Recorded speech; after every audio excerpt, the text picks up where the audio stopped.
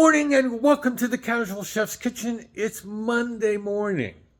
It's the day after the Super Bowl. I had it on just for noise. I don't think the Chiefs really showed up, personally. All right, enough about that. Last night I prepared a big old pot of Cowboy Stew. Oh, most excellent. The house smelled so wonderful. Yeah, I'm definitely going to share this recipe up. This is a must try, a must do. Yes.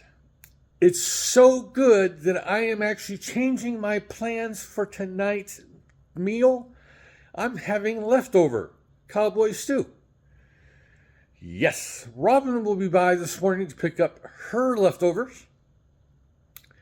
Yeah, so that's, I counted them this morning. I have 5 appointments today. Yeah. Starting about 8:30 and going up into the evening. So leftovers is where it's at tonight. So yeah. So I'm going to keep this really short. Have a great day. Eat great food. And have fun cooking.